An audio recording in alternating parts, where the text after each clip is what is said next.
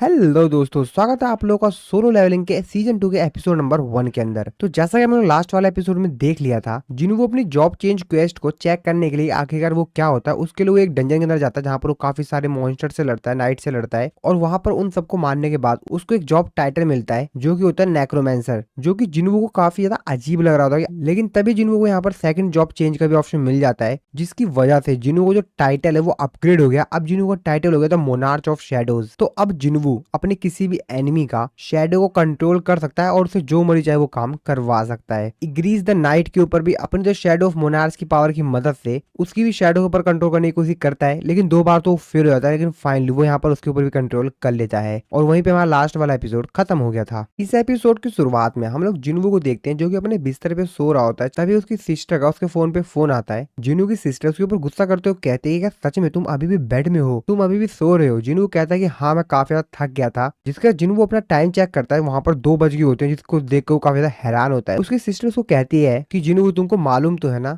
आज parents meeting है, कहीं तुम उसको भूल तो नहीं गए हो ना। जिसकी बात सुनकर जिन्हों काफी ज्यादा शौक में होता है। वो कहता है अबे ये तो मैं भूल गया था। उसकी सिस्टर उसको बताती है कि 5 बजे है तो तुम आ जाना समय से। जिन्हों फटाफट अपने बिस्तर से उठता है और भागते हुए ज्यादा तैयार होने के लिए। जिन्हों अपने कपड़े देखते हुए कहता है कि क्या मेरे को ये चेंज कर लेना चाहिए, चलो रहने दो, वैसे भी मेरे को जिन्हा के टीचर से मिलना है। इसके बाद अगले सीन में जिन्हों को दिखाया जाता है जो कि बैंक में आया हुआ होता है। तो जिन्हों असल में बैंक में एक डेबिट कार्ड बनवाने के लिए और साथ ही में अपने बैंक अकाउंट को अपडेट करवाने के लिए आया हुआ होता है। बैंक की रिसेप्शनिस्ट ये देख के काफी ज्यादा हैरान होती है कि जिन्हों के पासबुक में 1.4 बिलियन वॉन है, जिसको देखकर उसकी काफी ज्यादा वो तो काफी ज्यादा हैरान होती है। अपने मन में सोचते हुए कहती है कि आखिरकार इतना यंग इसके पास इतने सारे पैसे कैसे आए। वो काफी ज्यादा हैरान होती है। जिसके बाद जिन्हों से पूछते हैं कि सर क्या मैं आपसे पूछ सकती हूँ कि आखिर आप क्या काम करते हैं। जिन्हों उसको बताता है कि मैं एक हंटर हूँ। असिस्टेंट अपने मन में सोच तो कहती है कि अगर इसके पास इतने सारे पैसे हैं तो जरूर एक हाई रैंक का हंटर होगा। जिसके बाद वो उसको बताती है कि हमारे बैंक में अभी एक नई इन्वेस्टमेंट अपॉर्चुनिटी चल रही है हमारे वीआईपी क्लाइंट्स के लिए, क्या आप उसमें इंटरेस्टेड हैं, क्या आप उसमें इन्वेस्ट करना चाहेंगे। जिन्हों उसको कहता है कि नहीं अभी मेरे को जरूरत नहीं है।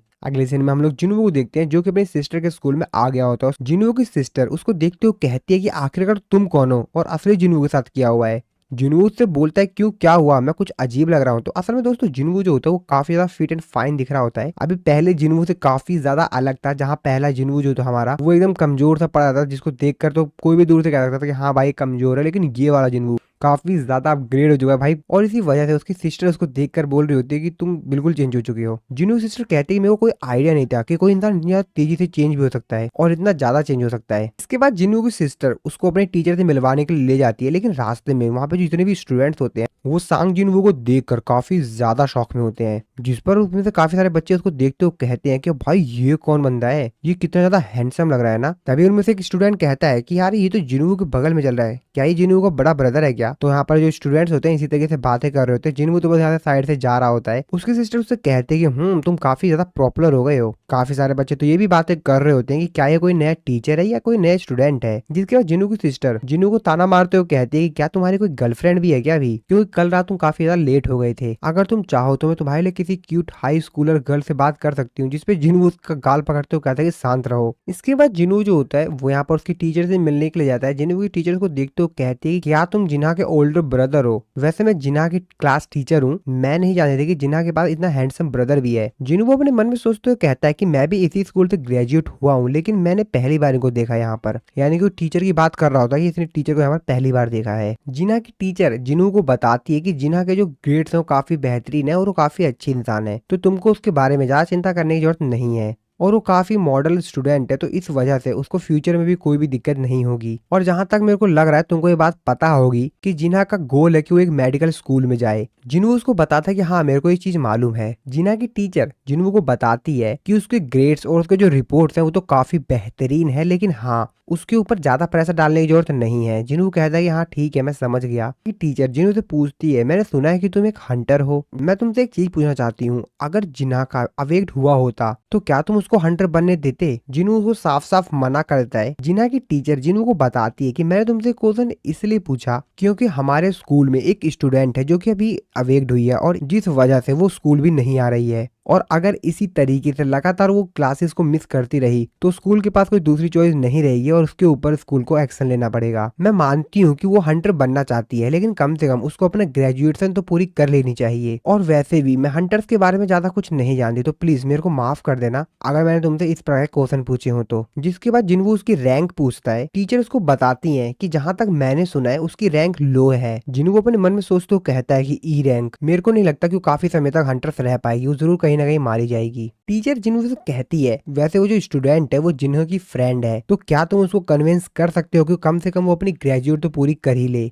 टीचर उसको उसका नाम बताती है उस गर्ल का। वो बताती है कि उसका नाम हान सॉन्ग यी है, जिसका नाम सुनने के बाद जिन्हू थोड़ा सा हैरान होता है। जिन्हू टीचर से एक बार फिर से उसका नाम दोहराने के लिए कहता है। टीचर उसको बताती है कि उसका नाम हान सॉन्ग यी है, क्या तुम उसको जानते हो। अगले सीन में हम लोग जिन्हू को देखते हैं जो कि कहता है कि ऐसे यार ये काफी ज्यादा छोटी दुनिया है, मेरे को नहीं लगता कि वो लड़की वही होगी। जिन्हू जब रास्ते में जा रहा होता है तभी उसको यहाँ पर वही गर्ल मिलती है, जिसको देखने के बाद जिन्हू काफी ज्यादा हैरान होता है। वो लड़की भी जिन्हू से कहती है कि सर आप यहाँ पर क्या कर रहे हैं। जिसके बाद जिन्हू अपने सिस्टर की उसको फोटो दिखाते हुए कहता है कि क्या तुम इसको जानती हो। वो उसको बताते कि हाँ मैं जानती हूँ, ये तो जिन्हा है, क्या तुम उसके ओल्डर ब्रदर हो। वैसे जब तुम एक बार हॉस्पिटल में थे तो मैं वहां पर आई थी। मैं नहीं जानती कि मेरे टीचर ने तुमसे क्या कहा, लेकिन स्कूल आने में कोई भी दिलचस्पी नहीं है और मैं हंटर बनना भी नहीं छोड़ सकती हूँ। जिसके बाद जिन्हू उसे कहता है कि तुमने जैसा कि कहा था कि तुम एक ई रैंक की हंटर हो, तुमको ये बात तो मालूम ही होगी कि रेगुलर अटैक्स जो होते हैं वो मैजिक बीस्ट के खिलाफ वर्क नहीं करते हैं। तो तुम्हारे पास ऐसे वीपन्स होने चाहिए जिसमें मैजिक एबिलिटीज हो। पर मैं तुमको एक बार बता दूं कि अगर तुम वीपन को भी बाय कर लेती हो तब भी तुमको बार बार वीपन्स खरीदने की जरूरत पड़ेगी, और इसीलिए एक ई रैंक के हंटर के तौर पर प्रॉफिट्स बनाना काफी ज्यादा कठिन है। तो कहीं तुम बिना वीपन के तो लड़ाई करने की प्लानिंग नहीं कर रही हो। और बस अब तुम मेरे को ये मत कहना कि तुम ये चाहती हो कि तुम एक हंटर रहो सिर्फ इसलिए ताकि तुम थोड़ी बहुत पैसे कमा सको। जिसपे वो उसको कहती है कि अगर तुम मेरे को यहाँ पर लेक्चर देने के लिए आए हो तो अभी यहाँ से चले जाओ, और तुम भी तो एक ई रैंक के हंटर हो जैसे कि मैं हूँ। जिसपे जिन्हू उसे कहता है कि तुम चिंता मत करो, मैं तुमको यहाँ पर ये कन्विंस करने के लिए नहीं आया हूँ कि तुम हंटर मत बनो। पे हैरान होते वो कहती है, क्या अगर तुम ये काम करने के लिए नहीं आए हो तो तुम क्या करने के लिए आए हो। पे जिन्हू उसे कहता है कि मैं तुम्हारे यहाँ पर मदद करने के लिए आया हूँ ताकि तुम एक एक्सीलेंट हंटर बन सको। इसके बाद अगली सीन में हम लोग एयरपोर्ट का सीन देखते हैं। तो असल में वांग डोंग सू भी इस जगह पर आ गया होता है अपने ब्रदर का बदला लेने के लिए। वांग डोंग सू एयरपोर्ट पे उतरा ही होता है तभी उसके पास वो च्यूल आते हैं जो कि उसका वेलकम करते हैं। वांग डोंग सू उसको देखते हुए कहता है, तुमको दोबारा देखकर अच्छा लगा, तो हंटर एसोसिएशन ने मेरे को लाने के लिए तुमको भेजा है। वो च्यूल उसको कहता है कि जैसा कि एस रैंक हंटर कोरिया में आया है तो ऑफ कोर्स सर्विलेंस टीम का हंटर ही यहाँ पर आएगा आपको पिक करने के लिए। वांग डोंग सू उसका मजाक उड़ाते हुए कहते हो, तो तुम अभी भी सर्विलेंस टीम में हो, तो क्या तुम अभी भी चेयरमैन हो, गो गन ही के राइट हैंड मैन। और अगर मैं तुम्हारी जगह होता तो मैं जरूर उस बूढ़े को वहां से हटाकर सब कुछ अपने हाथ में ले लेता। गोचिलू से पूछता है कि सर वैसे आपकी प्लानिंग कब तक है यहाँ पर रहने की। जिस पर वो उसको बताता है कि मैं ज्यादातर समय तक यहाँ नहीं रहूंगा, तो तुमको ज्यादा चिंता करने की जरूरत नहीं है, मैं यहाँ से जल्दी चला जाऊंगा जैसे ही मेरा काम खत्म हो जाएगा। वो च्यूल उससे कहता है कि तुमने अपने देश के साथ गद्दारी की और तुम दूसरी जगह चले गए, और अगर तुम कोरिया वापस आए हो तो जरूर तुमको बहुत ही ज्यादा जरूरी काम होगा। तो क्या तुम ई रैंक हंटर सांग जिन वू और डी रैंक के हंटर जिन वो को ढूंढने के लिए आए हो, है ना? क्या मैंने सही कहा? वांग डोंग सू से कहता है कि जैसा कि तुम सर्विलेंस एजेंट हो तो तुमको इस चीज के बारे में पहले से ही मालूम था, तो तुमने मेरे से ये क्यों पूछा? तो क्या तुम मेरे को रोकने की सोच रहे हो? क्या ये बात सही है, तुम मेरे को रोकने की सोच रहे हो? वो चील उससे कहता है कि मैं तो सिर्फ अपना काम कर रहा हूँ सर। वांग डोंग सू से कहता है कि वैसे क्या तुम स्कैवेंजर गिल्ड को ज्वाइन करना चाहोगे? मेरे पास तुम्हारे लिए काफी बेहतरीन डील है और तुमको ज्यादा पैसे भी दिए जाएंगे उस ओल्ड मैन से, जो भी तुमको पे करता है उससे ज्यादा ही मिलेंगे तुमको तो वहाँ पर। वो च्यूल अपने मन में सोच तो कहते हैं कि एस रैंक हंटर वांग डोंग सू एसोसिएशन ने सस्पेक्ट किया कि तुम्हारे जो ओल्डर ब्रदर था वांग डोंग सुक, उसने डंजन के अंदर बहुत सारे अनगिनत मर्डर किए हंटर्स के। जैसा कि एक छिपकली अपनी पूंछ खुद ही काट लेती है, वैसा ही तुम्हारे ब्रदर के साथ हुआ। पर क्या फर्क पड़ता है, दोनों ब्रदर तो एक जैसे ही हैं। इसके बाद हम लोग एक दूसरी जगह का सीन देखते हैं जहाँ पर अभी जस्ट गेट अपेयर हुआ होता है, और इस जगह पर जिन्वू उसी गर्ल को लाया हुआ होता है। तो असल में यहाँ पर white tiger guild management department के सेकंड डिवीजन जो चीफ होता है उसने यहाँ पर सांग जिन वू को विजिट के लिए बुलाया हुआ होता है, और साथ ही में उसका जो डिप्टी मैनेजर होता है वो भी उसके साथ आया होता है। व्हाइट टाइगर गिल्ड का चीफ उस गर्ल को यहाँ पर देखते हुए कहता है, तुम तो वही स्टूडेंट हो ना जिसको मैंने कल देखा था? जिसपे वो बताते हैं कि हाँ मैं वही हूँ। व्हाइट टाइगर गिल्ड का चीफ अपने मन में सोचते हुए कहता है कि ई रैंक का हंटर मैंने इससे ज्यादा उम्मीद की भी नहीं थी, लेकिन तभी वो अपने मन में दूसरी बात सोचते हुए कहता है कि लेकिन रुको, सांग जिन वो भी एक ई रैंक का हंटर है, तो मेरे को कंक्लूजन पर इतनी जल्दी नहीं आ जाना चाहिए। जिसपे व्हाइट टाइगर गिल्ड का चीफ उसको बताता है कि ऑफ कोर्स हमने यहाँ पर सारी अरेंजमेंट्स कर दी गई हैं। जिन्हों अपने मन में सोचते हुए कहता है कि ये मेरे को दिखाना चाहता है कि आखिरकार किस तरीके से ये नए रिक्रूट्स को ट्रेन करता है। ये तो काफी बेहतरीन बात है। ये मेरे को ये सब कुछ दिखाकर इम्प्रेस करना चाहता है कि आखिरकार किस तरीके से व्हाइट टाइगर गिल्ड का सिस्टम काम करता है और किस तरीके से वो नए लोगों को ट्रेन करते हैं। चीफ उसको बताता है कि मैंने बाकी अदर जो हंटर्स हैं उनको बता दिया कि तुम यहाँ पर आने वाले हो, तो तुमको चिंता करने की जरूरत नहीं है, यहाँ पर कोई भी दिक्कत नहीं होगी। साथ ही में जो एरिया है यहाँ पर काफी सारे गेट अपीयरेंस होते हैं, जिस वजह से इस जगह को एक अलग जोन में डाल दिया गया है। तो यहाँ पर आसपास ज्यादा लोग नहीं रहते हैं। यहाँ पर 80% जो घर है वो तो बंजर पड़े हुए हैं, वहां पर कोई रहता ही नहीं है। और इस जगह के जो अदर पार्ट्स हैं वो तो पूरी तरीके से बंद हो चुके हैं। और एक सी रैंक का गेट अभी जस्ट ओपन हुआ है, तो ये हमारे लिए एक परफेक्ट टूर होगा। तभी पीछे से एक दूसरा हंटर आता है जो कि कहता है कि पहले ही 9 बज चुके हैं, चलो उनको काट पीट के खत्म करते हैं। और ये कोई पिकनिक नहीं है, तुम जानते हो। जिन्हों यहाँ पर व्हाइट टाइगर गिल्ड के चीफ से पूछता है कि अब ये कौन बंदा है, जिस पर वो उसको बताता है ये हमारा न्यू ए रैंक का हंटर है। ऐसा लगता है कि यहाँ पर ऑफेंड हो गया है जब इसको इस बारे में बताया गया कि आप भी यहाँ पर विजिट कर रहे हो, तो इसको यहाँ पर थोड़ा सा अजीब लगा। इसका नाम किम च्यूल है और जैसा कि आप देख सकते हो ये एक टैंक है। वो कहता है कि ए रैंक का हंटर। जिसके बाद वो उसको आगे बताते हैं कि आज का हमारा जो स्ट्राइक स्क्वाड है इसमें टोटल 12 मेंबर्स हैं। उन 12 मेंबर्स में से एक ए रैंक का, 7 बी रैंक के और 4 सी रैंक के लोग हैं। ए रैंक के और बी रैंक के हंटर्स को सी रैंक के हंटर्स के स्क्वाड के साथ जोड़ना ये थोड़ा सा ज्यादा ही हो गया, लेकिन कोई दिक्कत नहीं है। लेकिन फिर भी इनकी जो रैंक्स हैं वो तो ज्यादा हैं, लेकिन ये सब के सब न्यू हंटर्स हैं। तो हम लोगों ने ऐसा इसलिए किया ताकि इन लोगों को डंजन्स के अंदर कुछ एक्सपीरियंस गेन हो जाए।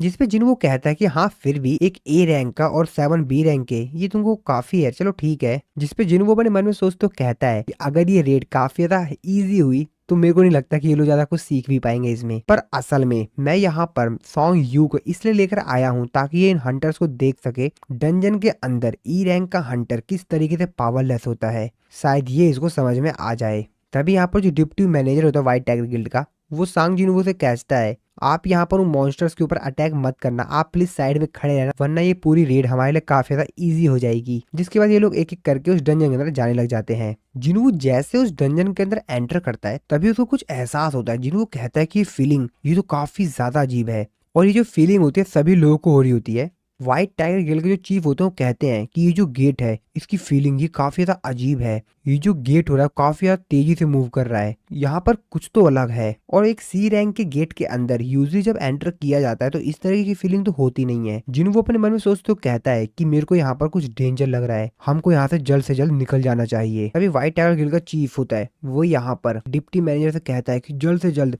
मेन स्ट्राइक स्क्वाड से कांटेक्ट करो, जल्द से जल्द करो। हम लोग जिन्हों को देखते हैं तो असल में यहाँ पर जो व्हाइट टाइगर गिल्ड के डिप्टी मैनेजर और चीफ इन दोनों को छोड़ के बाकी सभी लोग जो होते हैं उस डंजन के अंदर चले जाते हैं। जिन्हों भी चला जाता है उस डंजन के अंदर, जिसपे अभी दोनों यहाँ पर आपसे बात करने जाते हैं अब हम लोग क्या करना चाहिए। डिप्टी मैनेजर चीफ से पूछता है कि चीफ अब आप क्या कर रहे हैं। चीफ उसको बताता है जैसा कि मिस्टर सांग जिन वो भी गेट के अंदर चले गए हैं तो मैं मेन स्ट्राइक स्क्वाड को कॉल ना करते हुए मैं डायरेक्टली हमारे मास्टर को ही कॉल कर रहा हूँ। जिसके बाद वो यहाँ पर अपने मास्टर को कॉल करता है। वो अपने मास्टर को बताता है कि एक रेड गेट ओपन हो गया है। जिसकी बात सुन के उसके मास्टर काफी ज्यादा हैरान होते हैं। वो कहते हैं कि ऐसा कैसे हो सकता है, एक सी रैंक के गेट के अंदर एक रेड गेट कैसे ओपन हो सकता है, वहां पर कैसे आ गया रेड गेट। और जैसा कि तुम अगर कह रहे हो अगर ये बात सही है तो इसका मतलब ये है कि मेरे को वहां पर खुद ही आना पड़ेगा। तो दोस्तों असल में ये होता है व्हाइट टाइगर गिल्ड का master S rank hunter Baek Yoonho. इसके बाद अगली सीन में हम लोग मिस्टर च्यूल और वांग डोंग सू को देखते हैं जो कि कार से कहीं पे जा रहे होते हैं। वांग डोंग सू मिस्टर च्यूल से पूछता है कि वैसे मेरे भाई के फ्यूनरल पे क्या हुआ। मिस्टर च्यूल उसको बताते हैं कि आपके ब्रदर की जो प्रोफाइल थी वो लो रखी गई थी, साथ ही में हम लोग को उसकी बॉडी भी नहीं मिली, तो क्या आप उसके कब्र पे जाना चाहेंगे। जिस पर वो साफ साफ उसको मना करता है और कहता है कि मेरे को मरे हुए के पास जाने में कोई भी इंटरेस्ट नहीं है, मेरे को तो इंटरेस्ट इस चीज में है जो कि मेरे ब्रदर ने जिन कचड़ों को पीछे छोड़ दिया है। तो वो यहाँ पर सांग जिन वू और उसके साथ ही बात कर रहा होता है। जिसपे मिस्टर चिल उसको पूछते हैं तो फिर मैं आपको कहाँ पर लेकर चलूं। वांग डोंग सूद से बोलता है क्या, कहाँ पे मतलब, अरे मेरे को डंजन में ले चलो। ऑफ कोर्स यार मेरे को डंजन के पास ले चलो।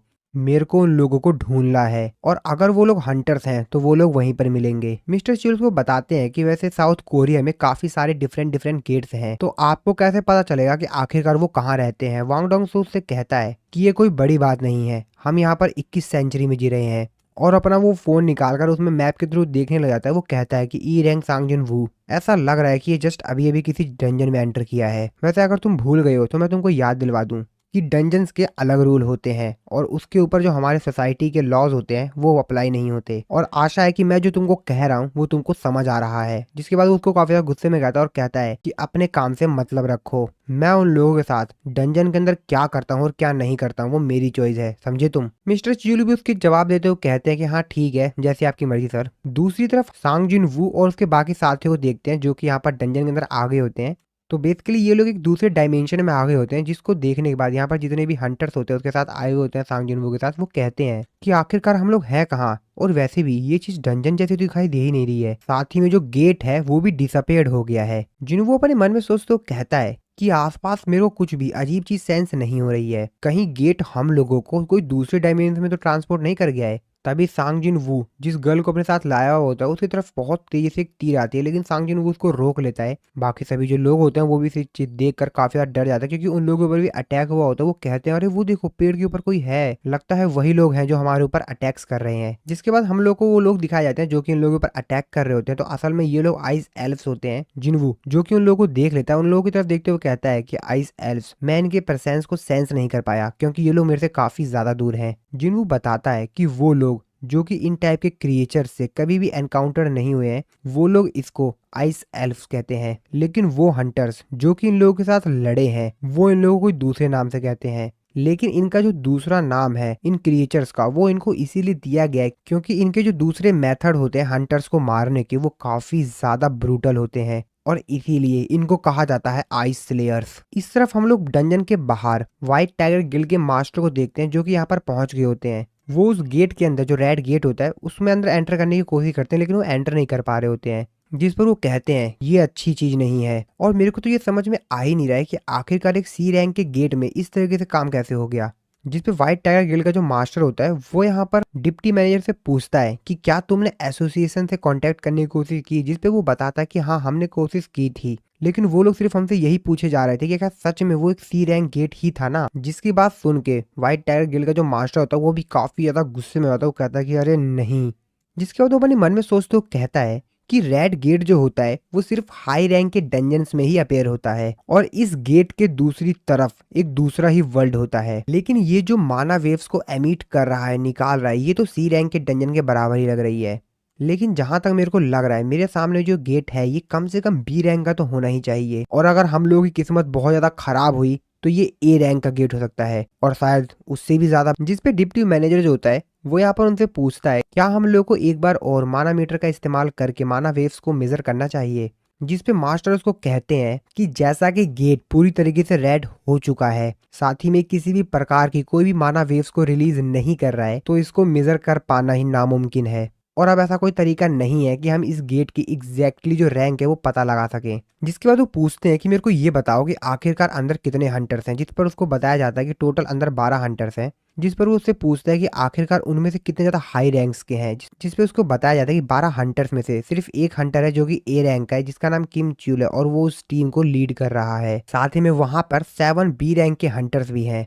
जिसकी बात सुन के मास्टर काफी ज्यादा हैरान होते हैं। वो कहते हैं क्या 1 ए रैंक और 7 बी रैंक्स के। और फिर से वो सोचने लगते हैं कि ये जो गेट है ये बी रैंक या ए रैंक का हो सकता है, जहां तक मेरे को लग रहा है। और अगर ये एस रैंक का गेट होता तो पूरी कंट्री में इमरजेंसी अलर्ट हो जाता, पर ये बहुत ही ज्यादा मुश्किल है, तो मैं इस पॉसिबिलिटीज को यहाँ से तो हटा ही देता हूँ। और अगर ये गेट बी रैंक का है तो कम से कम 3 या उससे ज्यादा ए रैंक के हंटर्स तो चाहिए ही होंगे यहाँ पर सरवाइव करने के लिए। और अगर ये गेट ए रैंक का हुआ तो एक या एक से ज्यादा एस रैंक का हंटर्स इस गेट के अंदर सरवाइव कर सकता है। तो इसका मतलब ये है कि अगर ये गेट ए रैंक या उससे ज्यादा हायर रैंक का हुआ तो समझो हंटर्स मर गए। अगर उन लोगों की किस्मत अच्छी हुई तो वो बच भी सकते हैं, पर कुछ ही बचेंगे उसमें से। तभी व्हाइट टाइगर गिल्ड के जो चीफ होते हैं वो उसको बताते हैं कि उस गेट के अंदर एक और बंदा था जो कि एंटर किया था। जिस पर वो उससे पूछते कि कौन कौन था वो। जिस पर वो उसको बताते हैं कि वो एक हंटर है जिसको कि मैंने अपनी नजरों में रखा हुआ है काफी समय से। जिस पर वो उसकी रैंक पूछते हैं कि बताओ उसकी रैंक क्या है, ए या बी। अपना सर नाम में हिलाता है।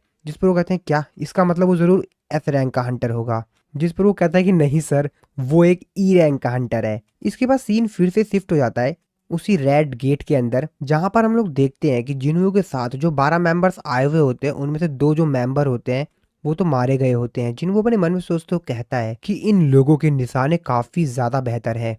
इन लोगों ने सबसे पहले हमारे जो स्ट्राइक स्क्वाड था उसके 2 मेंबर्स जो कि सबसे ज्यादा कमजोर थे उनके ऊपर टारगेट किया। जिन्हों के हाथ में एक तीर होती है उसको तोड़ते हुए जिन्हों कहता है कि तुम लोगों को मैं अपने इन दोनों हाथों से ही मार दूंगा। तभी इन लोगों के साथ जो ए रैंक का हंटर आया हुआ होता है जो कि इनका लीडर भी होता है, वो यहाँ पर आकर इन सभी लोगों को कहता है अगर तुम लोगों ने अभी तक इस चीज को नोटिस नहीं किया है तो मैं तुमको बता दूं कि अभी हम लोग इस समय रेड गेट के अंदर हैं। तो इसका मतलब ये है कि इस डंजन के अंदर कोई भी एंटर नहीं कर सकता है जब तक कि हम सभी मारे ना जाएं या ये डंजन खुद ही ब्रेक ना हो जाए। जिसकी बात सुन के यहाँ पे जो बाकी हंटर्स होते हैं वो कहते हैं क्या, ये एक रेड गेट है। जिन्हों के साथ जो गर्ल आई हुई होती है वो उससे पूछती है सर ये रेड गेट क्या होता है।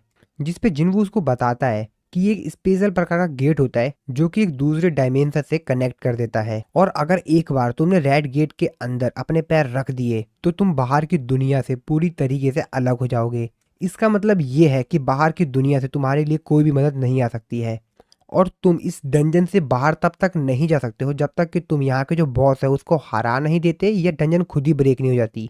और अगर सरल शब्दों में कहा जाए तो हम यहाँ पर फंस चुके हैं। तभी यहाँ पर जो ए रैंक का हंटर होता है वो यहाँ पर इन लोगों को फिर से कहता है कि मैं तुम लोगों को अपने बारे में एक बार और बता देता हूँ। और जैसा कि सबको ये बात पता लग चुकी है कि हम लोग एक रेड गेट के अंदर एंटर हो गए हैं, तो ये मेरी जिम्मेदारी है कि मैं ये श्योर करूँ कि हम सभी लोग यहाँ से सुरक्षित वापस जा सकें। लेकिन मैं आप लोगों से एक बात ये भी बता दूं कि मैं आप लोगों से कोई प्रॉमिस नहीं कर रहा हूँ। हम लोग को इस डंजन को ब्रेक करने में महीने भी लग सकते हैं, तो इसलिए यहाँ पर किसी भी प्रकार की कोई भी गारंटी नहीं है कि हम लोग कब तक सरवाइव करेंगे। और इस रेड गेट की मिनिमम जो डिफिकल्टी लेवल होगा वो बी रैंक का होगा, और इस जैसे खतरनाक जगह पर ये काफी ज्यादा डिफिकल्ट है कि हम सभी लोग यहाँ पर एक साथ मैनेज कर सकें एक सिंगल यूनिट रहकर। तो हम लोग यहाँ पर 2 टीम बना लेते हैं अलग अलग। अगर हम इसी जगह पे रहें तो या तो हम लोग जम के मर जाएंगे, और या तो हम लोग को वो क्रिएचर्स यहाँ पर दोबारा आकर खुद अपने हाथों से मार देंगे। और अगर तुम में से कोई भी मेरी टीम को ज्वाइन नहीं करना चाहता है तो मैं ये जो डंजन है अपने दम पर ही क्लियर कर दूंगा। तो तुम लोगों में से कौन कौन मेरे साथ आना चाहेगा? जिस पे काफी सारे लोग कहते हैं कि हाँ हाँ मैं भी आऊंगा मैं भी आऊंगा, लेकिन वो काफी सारे लोगों को मना कर देता है और कहता है कि तुम में से जो भी सी रैंक या उससे नीचे का हंटर है वो मेरे साथ नहीं आएगा। इसके बाद वो उन लोगों को बताता है कि रेड गेट के अंदर एक दिन 1 घंटे के बराबर होता है रियल लाइफ में। यानी कि अगर रियल लाइफ में सिर्फ 1 घंटे बीते हैं तो रेड गेट के अंदर 1 दिन बीत चुके होंगे। अगर बेकार से भी बेकार हुआ तो हम लोगों को महीने लग जाएंगे बॉस को हराने में। और इस प्रकार के सरकमस्टांसिस में मैं किसी भी प्रकार के एक ऐसे लोग को अपने साथ नहीं ले जाना चाहूंगा जो कि एक डेड वेट की तरह हो। लेकिन उसको ऐसा कहते ही बाकी जो हंटर्स होते हैं सी रैंक के, वो उसके ऊपर गुस्सा करते हुए कहते हैं कि तुम हमको डेड वेट कह रहे हो। जिस पर वो उसको कहता है कि तुम लोग उदास मत हो, जब हम लोग बॉस को हराकर वापस आएंगे अगर तुम तब भी जिंदा होगे तो चिंता मत करो, हम भी तुमको यहाँ से बाहर निकाल देंगे। तभी उन लोगों के साथ में जो एक गर्ल हंटर आई हुई होती है वो उससे बोलती है कि मैं तुम्हारे साथ नहीं जाना चाहूंगी बल्कि मैं इन लोगों के साथ जाना चाहूंगी। जिस पर वो भी कहता है कि चलो ठीक है जैसी तुम्हारी मर्जी। जिसके बाद यहाँ पर उनको लीडर होता है वो उनको कहता है कि इस लड़की के जाने के बाद यहाँ पर एक जगह खाली हो गई है तो तुम में से कोई एक हमारे साथ चल सकता है। तो यहाँ पर ये जो गर्ल हंटर होती है वो वहां से जाते वो बोलती है हम लोगों के ऊपर एरो शूट की गई, ये उस एरो तक को नहीं देख पाया। तभी वो जिन्हों से बोलती है कि तुम असल में ई रैंक कर तो नहीं हो। तभी सीन शिफ्ट होता है, डंजन के बाहर का सीन देखते हैं। व्हाइट टाइगर गिल्ड का जो चीफ होता है वो व्हाइट टाइगर गिल्ड जो मास्टर होता है, तो यहाँ पर जो मास्टर है इसका नाम मिस्टर बेक है। तो मिस्टर बेक को बताता है कि मैंने इस चीज को काफी समय से सीक्रेट रखा था क्योंकि मैं सांग जिन वू का ट्रस्ट जीतना चाहता था, लेकिन मैं इतना तो पक्का कह सकता हूँ कि उसका रीअवेक्ड हुआ है। मिस्टर बेग उससे कहते हैं कि सही में, जिसकी बात सुनने के बाद चीफ भी थोड़ा सा यहाँ पर शक करता है अपने ऊपर। कहता है कि वैसे उसने मेरे को कभी भी एक क्लियर आंसर नहीं दिया कि उसका रीअवेक्ड हुआ है। तो वो उसका रिप्लाई देते हुए कहते हैं कि हाँ बस इसको तुक्का ही कह सकते हैं, मतलब ये मेरा मानना है।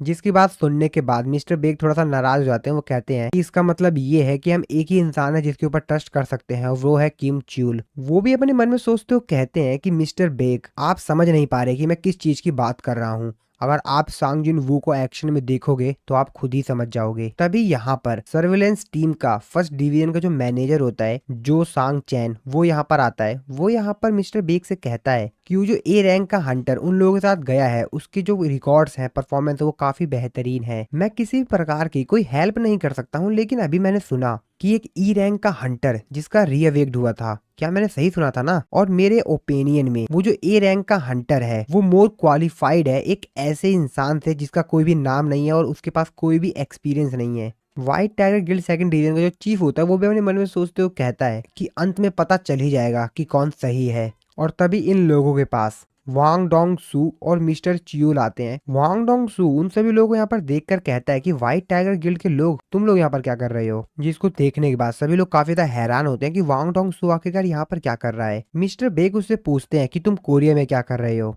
जिस पर वो उसको बताता है कि मैं यहाँ पर कुछ बिजनेस से आया हूँ, मेरा कोई काम है इसलिए मैं यहाँ पर आया हूँ बस। मिस्टर बेग उसके ऊपर गुस्सा करते हुए कहते हैं कि मेरे क्वेश्चन का जवाब दो कि तुम इस समय हमारे स्टेट में हो तो तुम बताओगे कि तुम यहाँ पर कोरिया में क्या बिजनेस करने के लिए आए हो, आखिरकार तुम यहाँ पर करने क्या आए हो? जिस पर उससे कहता है कि मैं यहाँ पर बस अपने आप से कुछ पूछ रहा था, क्या तुम मेरे को बताओगे आखिरकार क्यों तुमने एक ई रैंक के लूजर, एक ई रैंक के हंटर को रिक्रूट किया है? मिस्टर बैग कहते हैं क्या ई रैंक, तुम किसके बारे में बात कर रहे हो? जिस पर वो उससे कहता है कि मैं सांग जिन वू के बारे में बात कर रहा हूँ जो कि अभी जस्ट गेट के अंदर एंटर किया है। मिस्टर बैग भी सांग जिन वू का नाम सुनते कंफ्यूज हो जाते हैं। वो कहते हैं क्या वांग डोंग सू, इसको भी इसके बारे में पता है क्या? और तभी वांग डोंग सू जो होता है वो गेट के पास जाता है। वो कहता है कि आखिरकार यहाँ पर चल क्या रहा है, और तब उसको पता चलता है। वो कहता है क्या ये तो एक रेड गेट है। और इस तरफ हम लोग डंजन के अंदर का सीन देखते हैं जहाँ पर सांग जिन वू और यहाँ पर जो दूसरा ए रैंक का हंटर होता है उन लोगों की अलग अलग टीम बन गई होती है। तो जिनवू की जो टीम होती है उसमें सभी सी रैंक के हंटर होते हैं, सिर्फ एक लड़की को छोड़ के जो कि अभी भी आई थी, जो कि बी रैंक की हंटर है। और ये लोग अब एक दूसरे को गुड लक बोल के अलग अलग रास्ते पे चले जाते हैं। हम लोग जिनवू और उसके टीममेट्स को देखते हैं। यहाँ पर जो लड़की होती है वो यहाँ पर जिनवू से पूछती है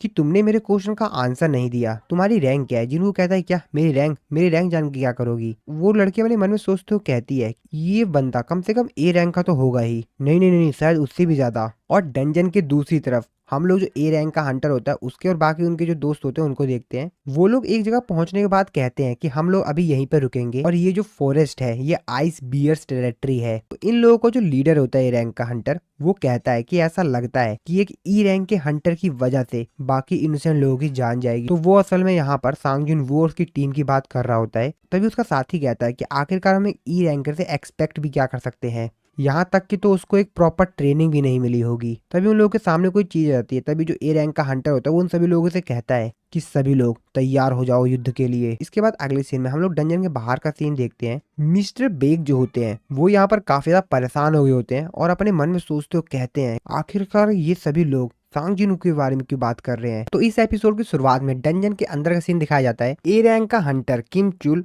और उसकी टीम के ऊपर काफी सारे आइस बियर अटैक कर देते हैं, लेकिन किम उन सभी आइस बियर को अकेला ही मार देता है, जिनको देखने के बाद उसके जितने भी साथी होते हैं वो कहते हैं कि ये सभी ए रैंक के थे, ये काफी ज्यादा पावरफुल आइस बियर थे और किम च्यूल ने इनको अकेला ही मार दिया। किम भी अपने मन में सोचते तो कहता है कि मेरे को लगता है कि मैं इतना ज्यादा ताकतवर तो हुई कि मैं थोड़े बहुत आइस बियर को अपने दम पर संभाल सकता हूँ। उसके जो टीम के बाकी साथी होते हैं वो कहते हैं कि खाने का बंदोबस्त तो हो ही गया है, हम लोगों को कुछ दिनों तक तो खाने की जरूरत पड़ेगी ही नहीं, हम लोगों ने काफी बेहतर स्टार्ट किया है। किम उन सभी लोगों को कहता है कि तुम लोग किस चीज की बात कर रहे हो, जब तक कि हम इस फॉरेस्ट से बाहर नहीं चले जाते हैं खतरा तब तक रहेगा, हम लोग के ऊपर खतरा रहेगा ही रहेगा। किम अपने मन में सोचते हुए कहता है कि इन सभी में मैं सिर्फ इकलौता ही ताकतवर हूँ जो कि इन बीस्ट को संभाल सकता है, और दूसरी टीम उनका तो अभी तक खाना भी बन चुका होगा। दूसरी तरफ हम लोग जिनवू और उसकी टीम को देखते हैं। जिनवू की टीम में जो बी रैंक की गर्ल होती है वो कहती है कि रुको, हम लोग को इसके आगे नहीं जाना चाहिए। जिसपे जिनवू उससे पूछता है कि क्यों, आखिरकार हम लोग को आगे क्यों नहीं जाना चाहिए। वो गर्ल उसको बताती है तुमको वहां पर दिखाई नहीं दे रहा है,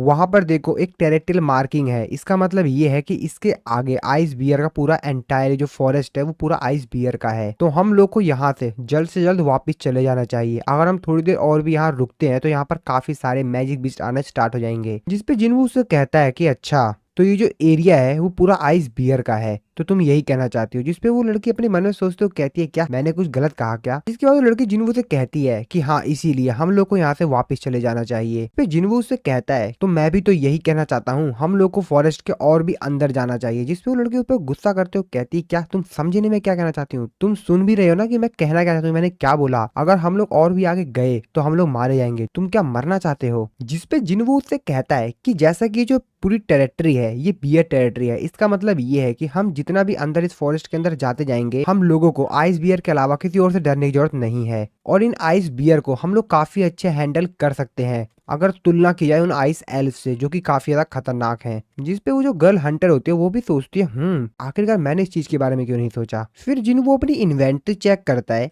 तो वहाँ पे काफी सारे क्लॉथ होते हैं विंटर के, तो उनमें से वो कुछ जो विंटर के क्लॉथ होते हैं वो निकाल के अपने साथियों को देता है और उन लोगों को कहता है कि ये पहन लो। मैं नहीं चाहता हूँ कि मैजिक बीस्ट से फाइट करने से पहले ही तुम लोग यहाँ पर फ्रीज होके मर जाओ। सभी लोग देख के काफी ज्यादा हैरान होते हैं कि जिन्वो ने यहाँ पर अपने स्पेशल मैजिक का इस्तेमाल करके उन लोगों को क्लॉथ ला कर दिया है। उसके जो टीममेट होते हैं वो यहाँ पर बात करते हैं तो उनमें से जो एक टीममेट होता है वो कहता है कि मेरे को तो लगा था सिर्फ स्पेशल मैजिक का इस्तेमाल करके 2 या 3 आइटम वो भी लो रैंक के ही समन किए जा सकते हैं, तो आखिरकार किस तरीके से इतने सारे आइटम्स को समन कर पा रहा है। दूसरा लड़का होता है वो भी काफी ज्यादा चीज देख के हैरान होता है। जिन्वू जिस गर्ल को अपने साथ लाया हुआ होता है वो जिन्वू से पूछती है कि ये सब क्या है। जिन्वू उसको बताता है कि इन सब चीजों में मैं तुमको ले आया तो मैं अब तुमको प्रोटेक्ट भी करूंगा, इसके बदले में तुम मेरे से कोई सवाल मत पूछना। और वो बाकी सभी लोगों को भी जो भी उसके टीममेट होते हैं उन सभी से भी कहता है कि बाकी सभी लोगों के लिए भी यही सेम चीज अप्लाई होती है और मेरे से किसी चीज की उम्मीद भी मत रखना। और उन लोगों को चुप रहने का इशारा करता है क्योंकि जिन्वू को यहाँ पर किसी चीज के आने का एहसास हो रहा होता है। तभी यहाँ पर जिन्वू देखता है कि उसके सामने बहुत बड़ा आइस बियर आ गया होता है, जिसको देखने के बाद जिन्वू की जो टीममेट्स होते हैं बाकी सभी वो काफी ज्यादा डर जाते हैं। वो कहते हैं कि तुमने कहा था कि हमको आइस बियर से ज्यादा डरने की जरूरत नहीं है, लेकिन ये तो हाई रैंक का बीस्ट है। उनकी टीम में जो बी रैंक की हंटर गर्ल होती है जो कि असल में मेज होती है वो कहती है कि तुम सभी को डरने की जरूरत नहीं है, मैं इसको डिस्ट्रैक्ट करती हूँ, तुम सभी लोग यहाँ से भागने का रास्ता ढूंढो। अभी जिन्वू आगे आता है और उसको पीछे करते हुए कहता है कि इसको मैं संभाल लूंगा। जिस पर लड़की कहती है क्या तुम क्या कर रहे हो। जिन्वू से कहता है कि ये सब कुछ मेरे को करने दो, मैं जितने भी यहाँ पर मैजिक बीस्ट आएंगे उन सभी को अपने दम पे हरा दूंगा। वो लड़की उससे कहती है कि इससे कोई भी फर्क नहीं पड़ता है कि तुम कितने ज्यादा ताकतवर हो, ये जितने भी आइस बियर हैं ये हाई रैंक के बीस्ट हैं। जिन्वू जो कि यहाँ पर मन बना चुका होता है आइस बियर से लड़ने का, वो अपने मन में सोचते हुए कहता है कि मैं इस बेहतरीन अपॉर्चुनिटी को यहाँ से नहीं जाने दे सकता हूँ। इन सभी को मारने के बाद में वो काफी ज्यादा एक्सपीरियंस पॉइंट मिलेंगे और मैं उनको खो नहीं सकता हूँ, जिसकी मदद से मैं स्वैप टाइटल को भी ले सकता हूँ। जिसके बाद जिन्वू एक बहुत बेहतरीन जंप मारता है और उड़ते हुए जाता है और अपने हाथ से उस बीस्ट के ऊपर अटैक करता है। जिन्वू अपने मन में सोचते हुए कहता है कि मेरा जो करंट लेवल है अगर मैं इसमें टाइटल इफेक्ट को जोड़ दूं तो इसका मतलब ये है कि मैं इसको अपने हाथों से ही हरा सकता हूँ। और उस बीस्ट के ऊपर ये बहुत तेजी से पंच हिट करता है जिसकी वजह से वो मैजिकल बीस्ट आइस बियर मारा जाता है। जिसको देखकर जिन्वू के जितने भी टीममेट्स होते हैं उनकी तो हालत ही खराब होती है, वो तो विश्वास ही नहीं कर पा रहे होते अपनी आंखों के ऊपर। उन लोगों की तो बस बोलती बंद हो गई होती है, बस वो सब देख रहे होते हैं आंख फाड़ फाड़ के, पर वो कुछ बोल नहीं पा रहे होते हैं। वो सभी के सभी अपने दिमाग में सिर्फ एक ही चीज सोच रहे होते हैं कि इस बंदे ने सिर्फ एक ही हिट में आइस बियर को खत्म कर दिया। जिन्वू जो कि आइस बियर को मारने के बाद साइड में बैठा हुआ होता है वो कहता है कि मेरे को काफी सारे यहाँ पर एक्सपीरियंस पॉइंट मिले क्योंकि ये एक हाई रैंक का बीस्ट था। जिन्वू के टीममेट उससे पूछते हैं कि तुम हो कौन। जिसके बाद हम लोग डंजन के बाहर का सीन देखते हैं। मिस्टर बेक वांग डोंग सू से पूछते हैं कि तुम यहाँ पर सांग जिन्वू के लिए आए हो, आखिरकार तुमको उससे काम क्या है। वांग डोंग सू उससे कहता है कि तुमसे इसको कोई मतलब नहीं है, मैं बस उसके साथ कुछ फन करना चाहता हूँ। मिस्टर बेक उससे कहते हैं कि तुम्हारा जो भी काम हो यहाँ पर, लेकिन इस समय हम कुछ भी नहीं कर सकते हैं क्योंकि सामने रेड गेट है और हमको तो ये भी नहीं मालूम कि रेड गेट के अंदर उन लोगों के ऊपर कौन कौन से क्रिएचर्स अटैक कर रहे होंगे। पता नहीं वो लोग जिंदा भी होंगे या मर गए होंगे, लेकिन उनके जिंदा रहने के चांस बहुत ही ज्यादा कम है। वांग डोंग सू से कहता है कि मैं चाहता था कि मैं इसके अंदर जाऊं और खुद ही देखूं कि वहां पर क्या चल रहा है, लेकिन जैसा कि एक रेड गेट है तो मैं इसके अंदर जा नहीं सकता हूं जब तक कि डंजन खुद ही ब्रेक ना हो जाए। मिस्टर च्यूल वांग डोंग सू की तरफ देखते हुए अपने मन में सोचते हुए कहते हैं सांग जिन्वू तुमको अपने आप को लक्की मानना चाहिए क्योंकि वांग डोंग सू भी इस रेड गेट के लिए कुछ नहीं कर सकता। जिसके बाद हम लोग फिर से डंजन के अंदर का सीन देखते हैं, जहाँ पे सांग जिनवू की जो टीम होती है सबके सब वो सभी लोग आइस बियर का मीट खा रहे होते हैं। तो यहाँ पर जो बी रैंक की मेज हंटर होती है उसका नाम पार्क हेजिन होता है। जिनवू और उसकी सिस्टर की जो फ्रेंड होती है, ये दोनों आपस में बात कर रहे होते हैं। तो उसकी सिस्टर की फ्रेंड जिनवू से पूछती है कि क्या जिन्हा घर पे हर समय पढ़ती ही रहती है? मेरे को उसने कहा था। दीवार के ऊपर डिक्शनरी में से काफी सारे पेजेस चिपका रखे हैं और वो उन वर्ड्स को याद करती है। वो काफी ज्यादा मेहनत करती है। जिस पे जिनवू उसको बताता है कि अरे नहीं, वो बाकी जो अदर टीनेजर्स होते हैं उनकी तरह ही है। वो सुबह उठती है, खाना खाती है, मौज मस्ती करती है और फिर शाम को जाके बेड पे सो जाती है। जिस पर वो उससे कहती कि ऐसा तो हो ही नहीं सकता है, तुम झूठ बोल रहे हो। अगर वो ऐसा करती तो आखिरकार उसके ग्रेड्स इतने ज्यादा बेहतरीन कैसे हैं? जिनवू भी कहता है कि हाँ, मैं भी इस चीज पे बिलीव नहीं कर सकता हूँ, पर मैं तुमको बता दूं, जब वो मिडिल स्कूल में थी तो वो सिर्फ आती थी घर पर और गेम खेलती रहती थी। जिनवू के जो बाकी टीममेट्स होते हैं वो आपस में बात कर रहे होते हैं कि अभी थोड़ी देर पहले हम लोग के ऊपर आइस बियर ने अटैक कर दिया था और तुम जिनवू की शक्ल देखो, उसके ऊपर तो कुछ भी मतलब असर ही नहीं है। और उसने सारे जो इतने भी हाई रैंक के आइस बियर थे उसको अपने हाथों से ही हरा दिया। जिनवू भी खाना खाने के बाद खड़े होकर वहां से जाने लगता है, जिस पर हेजिन उससे पूछती है कि आखिरकार आप तुम कहाँ पर जा रहे हो? जिनवू उसको बताता है कि मैं थोड़ा सा वर्कआउट करने के लिए जा रहा हूँ। जिस पर उससे पूछती है क्या तुम यहाँ पर एक्सरसाइज करोगे इस गेट के अंदर? जिनवू उससे कहता है कि हाँ, अगर मैंने ऐसा नहीं किया तो मेरे को पेनल्टी भरनी पड़ेगी। जिसकी बात सुनने के बाद उसके टीममेट्स जो होते हैं वो कहते हैं ये काफी ज्यादा अजीब नहीं है। इसके बाद हम लोग जिनवू को देखते हैं जो कि पेड़ के ऊपर आकर यहाँ पर अपनी एक्सरसाइज को कंप्लीट कर रहा होता है। जिनवू अपने आप से कहता है कि मैं नहीं चाहता हूँ कि मैं स्ट्राइक स्क्वाड को यहाँ पर छोड़ के पेनल्टी जोन में चला जाऊं, इसलिए मेरे को अपने जितनी भी एक्सरसाइज है, आज की जितनी भी क्वेस्ट है, उसको कंप्लीट कर लेना चाहिए।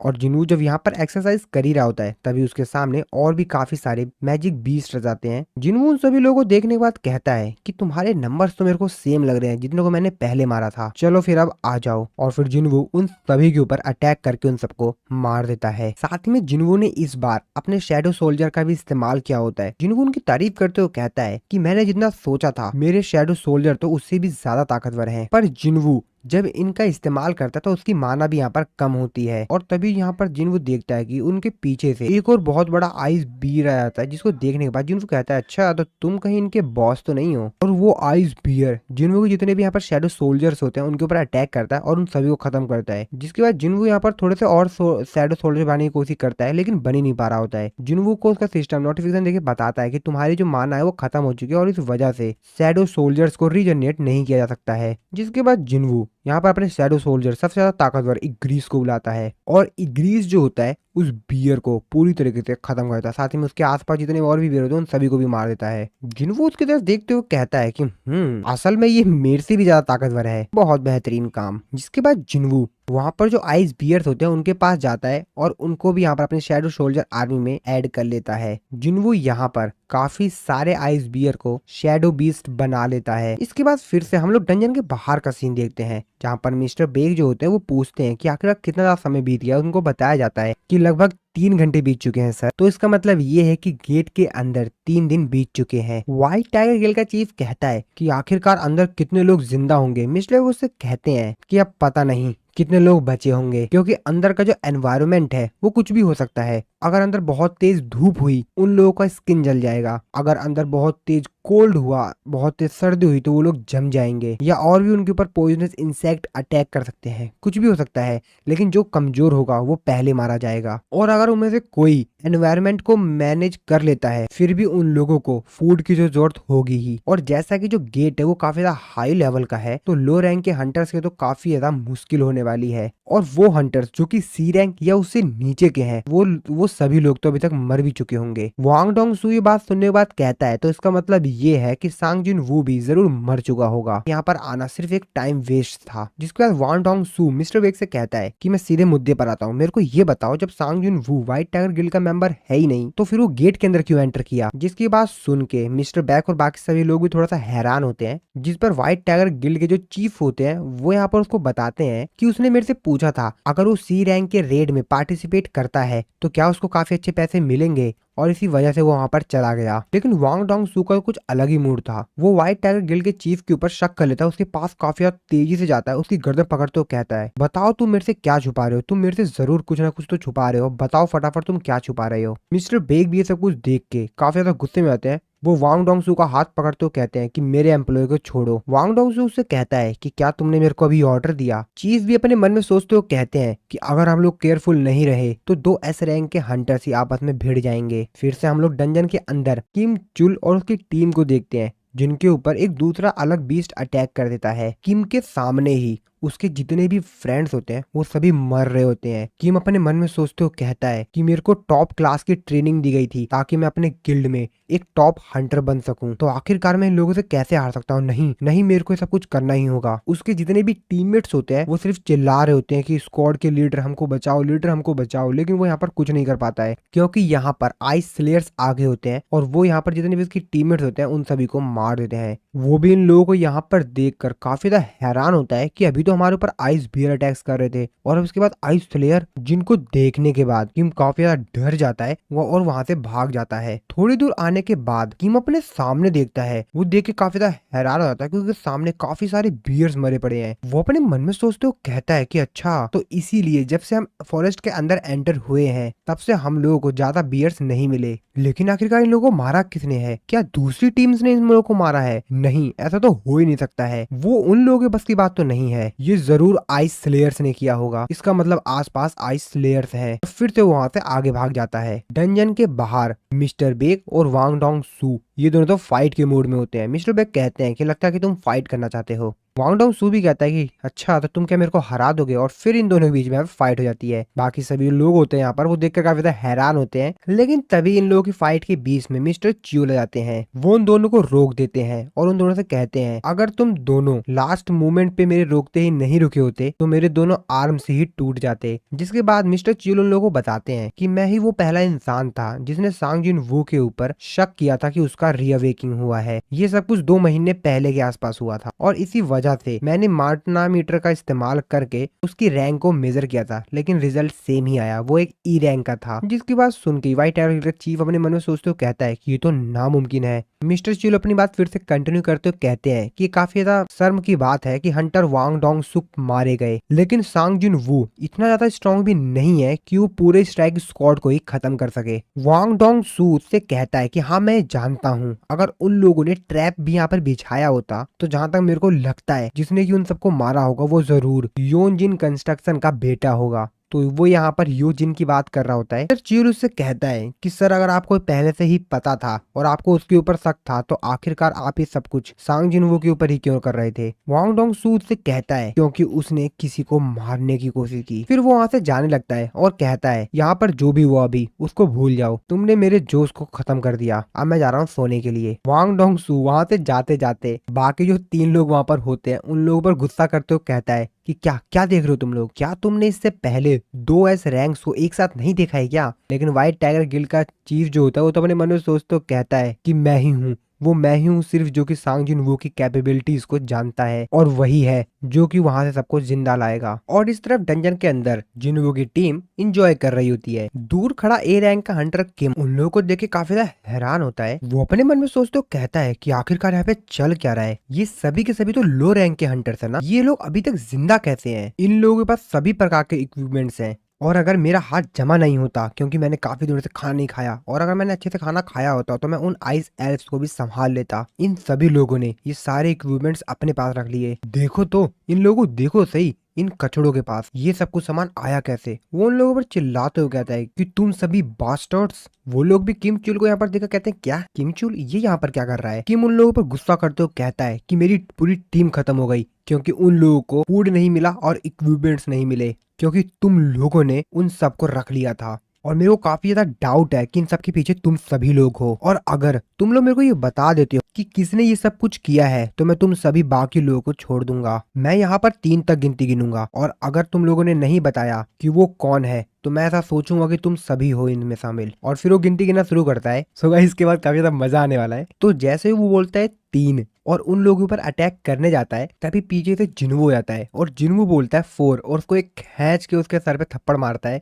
जिसकी वजह से वो बेचारा काफी ज्यादा दूर जाके गिरता है। भाई काफी ज्यादा मस्त था ये वाला सीन। जिन्वू उससे कहता है कि असल में तुम थे जिन्होंने हम सबको यहाँ पर मरने के लिए छोड़ दिया था, तो ये बेवकूफ भरी बातें करना बंद करो, तुम अकेले नहीं आए हो, तुम अपने साथ क्यों किसी दूसरे को लेकर आए हो। जिस पर वो सभी लोग के जो टीममेट्स होते हैं काफी ज्यादा हैरान होते हैं, कहते हैं क्या ये किसी को साथ में लेकर आया है, पर हमको तो कोई दिखाई नहीं दे रहा है। जिसके बाद जिन्वू यहाँ पर जो उसके साथ बंदा आया होता है उसको कहता है कि बाहर आ जाओ, अपने आप को छुपाओ मत, मेरे को पता है तुम्हारे जो प्रेजेंस है वो काफी ज्यादा स्ट्रांग है, तो तुम छुपा नहीं सकते अपने आप को, मेरे को पता है कि तुम यहीं आसपास हो, अब फटाफट बाहर आ जाओ। तभी हम लोग देखते हैं कि यहाँ पर आइस स्लेयर आ जाता है, जिसने कि यहाँ पर हाइड होने वाली स्किल का इस्तेमाल करके अपने आप को छुपा रखा था। आइस स्लेयर वहां पर अपीयर हो जाता है, वो उन सभी से कहता है हाँ ये बात तो सही है, तुम मेरे सभी के सभी तो ट्रैश नहीं हो, तुम सभी कबाड़ा नहीं हो, तुम मेरे कुछ लोग हैं जिनके पास काफी बेहतरीन स्किल है। जिन्हों कहता है कि आखिरकार तुम कहना क्या चाहते हो, हम लोग कबाड़ा हैं। आइस स्लेयर जिन्वू की ये बात सुनकर काफी ज्यादा हैरान होता है। वो जिन्वू से कहता है क्या क्या क्या तुम हमारी लैंग्वेज को समझ सकते हो। ये बात सुनने के बाद बेचारा जिन्वू भी कंफ्यूज होता है। वो अपने मन में सोचते हो, कहता है कैसे कैसे आखिरकार मैं इन लोगों से कम्युनिकेट कैसे कर सकता हूँ। ही जिन भी देखकर काफी ज्यादा हैरान होते हो, कहते जिन्वू तुम तो मैजिक बीस्ट की लैंग्वेज बोल रहे हो। जिन्वू अपने मन में सोचते हो, कहता है ऐसा सिस्टम की वजह से हुआ होगा। जिसके बाद आइस स्लेयर जो होता है वो जिन्वू से कहता है कि ऐसा लगता है कि हम लोग अच्छी तरीके से कम्युनिकेट कर पा रहे हैं, तो मैं कुछ तुमको दिखाना चाहूंगा, तुमको कुछ इंट्रोड्यूस करवाना चाहूंगा। और तभी उसके पास एक आइस स्लेयर को लाते हुए कहता है तुम दोनों इससे पहले भी मिल चुके हो।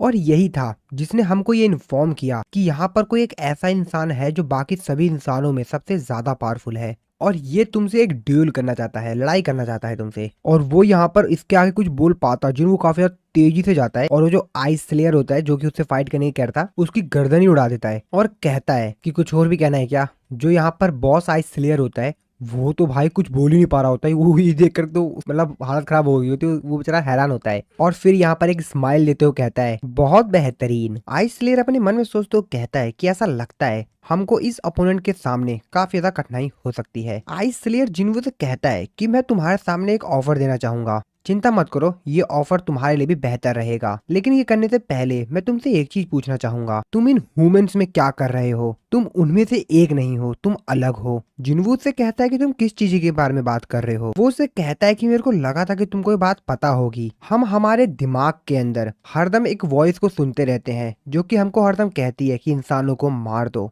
पर तुम्हारी प्रेजेंस में हम उस चीज को नहीं सुन पा रहे हैं। जिन्वू अपने मन में सोच तो कहता है क्या कोई वॉइस जो कि इनको कह रही है कि इंसानों को मार दो, ये तो मेरे सिस्टम की तरह सिमिलर सी लग रही है, जैसे कि मेरा सिस्टम मेरे को ऑर्डर देता है। और मेरे को लगता है कि ये वॉइसेस जो है वो मेरे ऊपर अप्लाई नहीं होती हैं, क्योंकि जो सिस्टम है उसने मेरे को एक प्लेयर बना दिया है, और शायद इसलिए ऐसा होता हो मेरे साथ। आइस स्लेयर उससे कहता है कि हमारे पास कोई रीजन नहीं है कि हम एक दूसरे से फाइट करें, और अगर हम लोग लड़ेंगे तो बेमतलब का ही दिक्कत होगी। अब ये सब कुछ तुम्हारे हाथ में है, तुम्हारे पीछे जो इंसान खड़े हैं तुम उनको अगर खत्म कर देते हो तो मैं प्रॉमिस करता हूँ कि मैं तुमको जिंदा छोड़ दूंगा, मैं तुम्हें नहीं मारूंगा। तो तुमको कैसी लगी ये डील। जिन्वू से कहता है कि मेरे कुछ सवाल हैं, तुम लोग हो कौन, तुम लोग कहाँ से आए हो, आखिरकार तुम इंसानों को मारना क्यों चाहते हो। वो कुछ बोल पाता उससे पहले यहाँ पर एक ग्लिच होता है, और उसने जो चीज यहाँ पर पहले बोली थी वो दोबारा से सेम चीज रिपीट करता है और कहता है कि हम लोगों के पास कोई रीजन नहीं है कि हम एक दूसरे से फाइट करें, हम लोगों को बेमतलब का ये लॉस होगा, और तुम्हारे पीछे जो इंसान खड़े हैं तुम उनको खत्म कर दो तो मैं प्रॉमिस करता हूँ तुम्हारी जिंदगी छोड़ दूंगा। यही सेम चीज दोबारा दोहराता है, जिसको सुनने के बाद जिन्हों कहता है क्या आखिरकार यहाँ पर चल क्या रहा है, क्या ये मेरे क्वेश्चन का जवाब देना ही नहीं चाहता है या फिर कुछ और। जिसके बाद हम लोग देखते हैं यहाँ पे काफी सारे आइस स्लेयर्स आ जाते हैं। वो कहता है कि क्या तुम हमारे ऑफर को एक्सेप्ट करना चाहोगे। जिन्वू उनके ऑफर को डिक्लाइन कर देता है और मना करता है, कहता है ठीक है मेरे को नहीं करना तुम्हारा ऑफर एक्सेप्ट। आइस स्लेयर का जो बॉस होता है वो कहता है कि क्या तुम प्लानिंग कर रहे हो मेरे से और मेरे लोगों से लड़ने की, हम बहुत ही ज्यादा हैं, कहीं तुम ये तो नहीं सोच रहे हो कि तुम अकेले ही हम सभी को हरा दोगे। जिन्वू से कहता बहुत ज्यादा, मतलब तुम लोग बहुत ज्यादा हो, कौन तुम या मैं। इसके बाद जिन्वू यहाँ पर अपने शैडो सोल्जर को बुलाता है, जिसको देखकर सबसे पहले तो यहाँ पर जो जिन्वू के टीममेट्स होते हैं वो काफी ज्यादा हैरान होते हैं, भाई ये कहाँ से आ रहे हैं और ये चीज है क्या। आइस स्लेयर जिन्वू से कहता है अब ये क्या नौटंकी है। जिन्वू कहता है क्या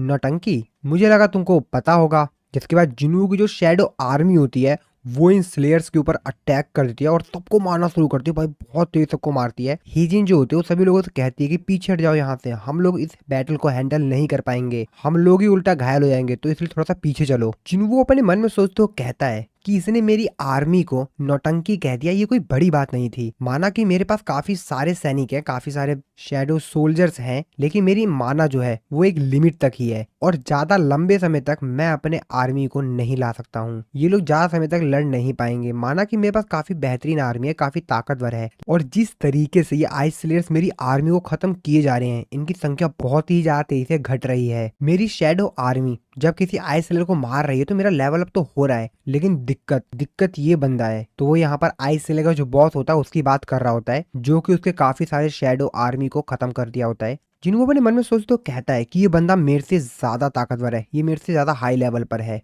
और ये आसान नहीं होने वाला है कि मैं इसको हरा दूं। अगर मैं ग्रीस को भी बुलाता हूँ तो भी बहुत कम चांस है कि इसके खिलाफ वो खड़ा हो सके। जिसके बाद वो जो बॉस आइस स्लेयर होता है वो जिनको बताता है कि मेरा नाम बारूका है, तुम्हारा नाम क्या है। जिन उसको बताता है मेरा नाम सांग जिन वू है। और फिर इन दोनों के बीच में यहाँ पर फाइट होना स्टार्ट हो जाती है। दोनों एक दूसरे पर काफी बेहतरीन तरीके से अटैक कर रहे होते हैं और एक दूसरे से बच भी रहे होते हैं। आइस स्लेयर जिन्हों से कहता है कि मेरे को तो याद भी नहीं है कि लास्ट टाइम मैं कब फाइट के लिए इतना ज्यादा एक्साइटेड हुआ था। जिन्हों की शैडो आर्मी में जो मेज होते हैं वो थोड़ी देर के लिए उस आइस स्लेयर को जिन्हों से दूर करते हैं, लेकिन वो आइस स्लेयर फिर से यहाँ पर जिन्हों के सामने जाता है। लेकिन जिन्हों के पीछे ए रैंक का हंटर किम जो होता है वो पड़ा हुआ होता है और वो भी वहां पर जाग जाता है। वो जिन्वू को देखते हुए कहता है कि मैं तेरे को छोड़ूंगा नहीं, और जिन्वू के सामने से आइस स्लेयर अटैक करता है और जिन्वू के पीछे से ए रैंक का हंटर किम अटैक करता है। दोनों इसके ऊपर अटैक कर रहे होते हैं, दोनों के दोनों जिन्वू के ऊपर अटैक करते हैं। लेकिन यहाँ पर किम चुल उसके ऊपर अटैक कर पाता उससे पहले ही जिन्वू इग्रीस को यहाँ पर समन कर लेता है और इग्रीस के आते ही इग्रीस सबसे पहले तो यहाँ पर किम चुल को खत्म कर देता है। आइस स्लेयर जो होता है जिन्वू और इग्रीस को देखकर कहता है इंटरेस्टिंग, लेकिन ये तुम्हारी किस्मत नहीं बदल सकता। और तभी जिन्वू कहता है अराइज। जिन्वू का शैडो सोल्जर इग्रीस और आइस स्लेयर का बॉस इन दोनों के बीच फाइट होती है। इसी बीच जो जिन्वू होता है वो ए रैंक के हंटर किम के पास जाता है और उसको अराइज बोलता है, जिसकी वजह से अब वो भी जिन्वू का एक शैडो सोल्जर बन चुका है। जिन्वू का सिस्टम उसको उसका नाम रखने के लिए कहता है। जिन्वू थोड़ा सोचता है और कहता है कि किम चुल तुम एक टैंक थे तो इसलिए तुम्हारा नाम आयरन होगा। तो जिन्वू ने अपने इस शैडो सोल्जर का नाम आयरन रखा हुआ है। आइस स्लेयर का बॉस इग्रीस के ऊपर भारी पड़ रहा होता है और उसको काफी ज्यादा डैमेज कर चुका होता है। वो जिन्वू से कहता है कि तुमको क्या लगता है कि तुम मेरे को एक सोल्जर के बलबूते पर रोक पाओगे। जिन्वू से कहता है नहीं बिल्कुल नहीं। आइस स्लेयर का बॉस आयरन को देखते हुए कहता है ओह तो लगता है यहाँ पर तुमने भी फाइट को ज्वाइन कर लिया, तो ठीक है मैं सबसे पहले तुमको ही मारता हूँ। और वो सबसे पहले जाकर सीधा अटैक करता है आयरन के ऊपर और फिर यहाँ पर इन दोनों के बीच फाइट शुरू हो जाती है। आइस स्लेयर का बॉस कहता है कि तुमको क्या लगता है कि तुम मेरे से जीत जाओगे? नहीं, तुम मेरे से बिल्कुल नहीं जीत सकते हो, तुम तो मेरे सामने खड़े भी नहीं हो पाओगे। जिन्नू से कहता है कि चलो ठीक है, तो इसके जैसे 3 कैसे रहेंगे। और फिर जिन्नू यहाँ पर अपने और भी शैडो सोल्जर को यहाँ पर समन कर लेता है। बाकी सभी जो जिन्नू की टीममेट्स होते हैं वो ये देख के काफी ज्यादा हैरान होते हैं। जिन्नू की सिस्टर जो फ्रेंड होती है वो ही जिन से पूछती है कि क्या हंटर अक्सर ऐसे ही फाइट करते रहते हैं, जिस पर वो कहती है कि नहीं मेरे को भी नहीं पता, और जहां तक मैंने एग्जाम दिया था उसमें कुछ ऐसा तो बताया भी नहीं था, और यहाँ पर ये सब कुछ चल रहा है मैंने इससे पहले ना तो इसके बारे में कभी सुना है और ना ही कुछ ऐसा देखा है। तभी दूसरा टीममेट कहता है कि मेरे को लग रहा है कि शायद हम लोग सबके साथ सपना देख रहे हैं। तो वो लोग ऐसा इसीलिए कह रहे होते हैं कि जिन्होंने ने जिस तरीके से अपने शैडो सोल्जर को समन किया होता है वो सभी लोग ये सब पहली बार देख रहे होते हैं और इसीलिए ये सब कुछ उन लोगों को सपने जैसा लग रहा होता है।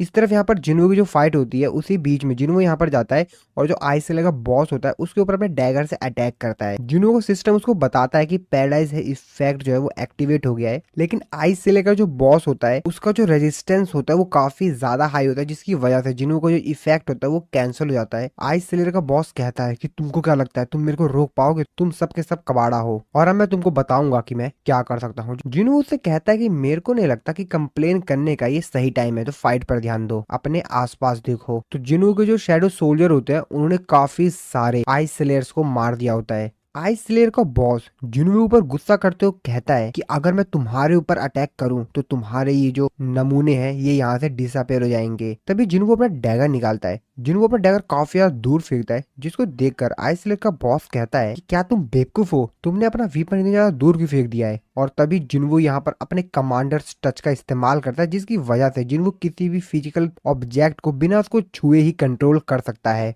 तो जिन्नू वो ऐसा ही करता है, उसने जो डैगर काफी दूर फेंका होता है उस डैगर को अपने इस स्किल का इस्तेमाल करके आइस स्लेयर का जो बॉस होता है उसके ऊपर अटैक करता है। आइस स्लेयर का बॉस उस चीज को डॉज कर लेता है, लेकिन तभी पीछे से जिन्नू का शैडो सोल्जर आयरन आ जाता है और उसको पकड़ लेता है। लेकिन आइस सेलर का बॉस कहाँ मानने वाला था, वो भी यहाँ पर पूरी ताकत लगाता है और उसे छूट जाता है। जिनवू और उसके बाकी सभी शैडो सोल्जर के ऊपर गुस्सा करते हुए कहता है कि तुम बास्टर्ड्स, तुमको तो मैं छोड़ूंगा नहीं, मैं तुम सबके सबको मार के रख दूंगा। लेकिन तभी जिनवू यहाँ पर अपनी हाइडिंग एबिलिटी का इस्तेमाल करके उसके एकदम क्लोज आता है और उसके ऊपर अपने डैगर से अटैक कर देता है। जिनवू उससे कहता है कि ऐसा लगता है कि ये सब कुछ अब खत्म हो गया है, जिस पर आइस सेलर का बॉस उसके ऊपर चिल्लाते हुए कहता है कि तुम्हें क्या लगता है, तुम्हें क्या लगता है ये सब कुछ खत्म हो गया है। और तभी पीछे से आयरन भी आता है और वो आइस सेलर बॉस के ऊपर अटैक कर देता है। जिनवू उससे कहता है कि देखा, मैंने तुमसे कहा था ना ये सब कुछ अब खत्म हो गया है। और आइस सेलर का जो बॉस होता है वो भी यहाँ पर खत्म हो जाता है, क्योंकि जिन्हों जो सिस्टम होता है उसको बताता है कि तुमने इस डंजन के बॉस को हरा दिया है, तुम्हारा लेवल अप हो गया है।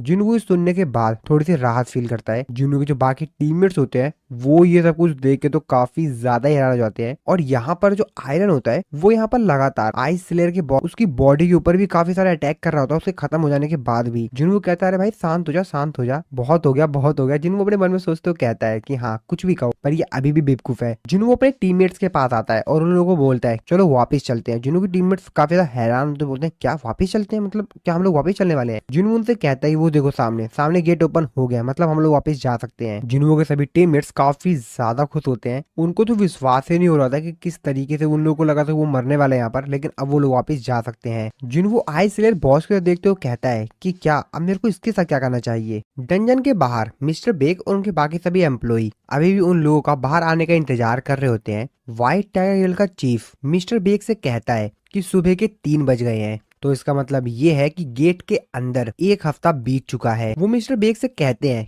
कि वैसे मेरे को लगता है कि सर आपको अब यहाँ पे चले जाना चाहिए, काफी ज्यादा रात हो चुकी है, मैं यहाँ पर रहूंगा और यहाँ पर खड़े रहकर सब कुछ देखभाल मैं कर लूंगा। मिस्टर बेग उनसे कहते हैं कि आखिरकार तुमने मेरे से ये एक्सपेक्ट भी कैसे कर लिया, मेरे गिल्ड के मेंबर्स इस डंजन के अंदर ट्रैप्ड हो गए हैं और मैं अपने घर चला जाऊं, मैं सुबह तक यहाँ पर उन लोगों का इंतजार करूंगा। तभी वो लोग देखते हैं कि डंजन के अंदर गेट अपेयर हो रहा है, यानी कि बाहर कोई आ रहा है। वो ये देखकर काफी ज्यादा हैरान होते हैं। मिस्टर बेग अपने मन में सोच रहे होते हैं कि ये सब कुछ किम चुल ने किया, यानी कि किम चुल ने पूरे डंजन को क्लियर कर दिया। वो काफी ज्यादा एक्साइटेड होते हैं, लेकिन जब वो देखते हैं कि बाहर तो किम चुल आया ही नहीं है, बस थोड़े बहुत हंटर्स आए हैं। सभी लोग हंटर्स को बाहर आते हुए देखकर काफी ज्यादा खुश होते हैं, लेकिन व्हाइट टाइगर गिल्ड का जो चीफ होता है वो तो अपने मन में सोच रहा होता है कि सांग जिन वू कहाँ है। फाइनली सांग जिन वू भी वहां से बाहर आता है। उसको देखने बाद वो कहता है कि जैसा कि मैंने सोचा था। मिस्टर बेग उन लोगों से पूछते हैं कि किम चुल कहाँ पर है, गेट तो डिसअपेयर हो गया, क्या सिर्फ तुम ही 4 लोग सर्वाइवर्स हो। हीजिन उसको बताते हैं कि हाँ सर हम ही लोग बचे हैं। मिस्टर बेग काफी ज्यादा हैरान होते, तो कहते हैं क्या सिर्फ लो रैंक के हंटर बाहर आए हैं, एक भी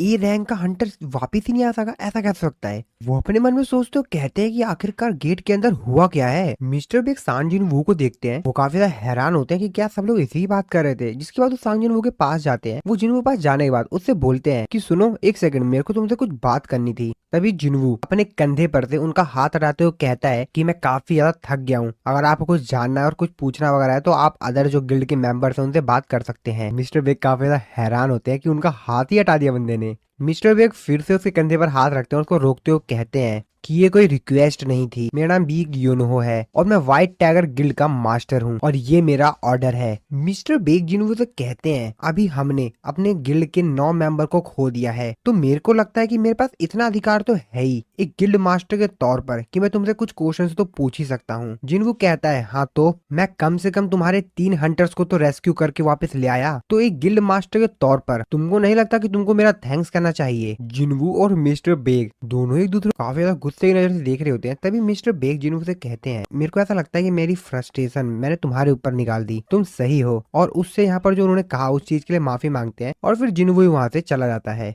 मिस्टर बेग हीजिन के पास आते हैं और उससे पूछते हैं कि अब इसके साथ क्या दिक्कत है, अब इसका मूड ऐसा खराब क्यों है। तो जिन्वू के बारे में पूछ रहे होते हैं। हीजिन उससे कहती है कि मेरे को भी नहीं पता, पर जो भी मैंने सब कुछ अंदर देखा वो काफी ज्यादा ही अजीब था, इसने डंजन के बॉस को हरा दिया। तभी व्हाइट टाइगर गिल्ड का चीफ भी वहां पर आता है और वो मिस्टर बेग से कहता है कि सॉरी, उसके लिए मैं आपसे सॉरी बोलना चाहूंगा, वो सिर्फ अभी थका हुआ है, वो बुरा इंसान नहीं है। मिस्टर बेग उसे कहते हैं कि इशू ये नहीं है, तुमने अभी तक इसको रिक्रूट क्यों नहीं कर पाए, कि जल्दी करो और उसको रिक्रूट करो। चीफ उसे कहते हैं कि मैं अपना बेस्ट दे रहा हूँ सर। मिस्टर बेग उससे कहते हैं कि ये इनफ नहीं है, तुमको उसको रिक्रूट कर लेना चाहिए जल्द से जल्द, मैं तुमको हर प्रकार का सपोर्ट दूंगा जो भी तुमको चाहिए, और इस इंसान को किसी भी हालत में हमारे गिल्ड में ज्वाइन करवाओ। दूसरी तरफ हम लोग जिन्वू को देखते हैं कार में बैठकर घर वापस जा रहा होता है। तो जिन्वू डंजन के अंदर का एक सीन याद कर रहा होता है। तो एक्चुअल में जिन्वू जो था, तो वो जो डंजन का बॉस आइस स्लेयर था, उसकी शैडो को एक्सट्रैक्ट करने की कोशिश कर रहा था, यानी कि उसको भी अपने शैडो सोल्जर में ऐड करने की कोशिश कर रहा था, लेकिन वो फेल हो जाता है। जिन्वू अपने मन में सोचते कहता है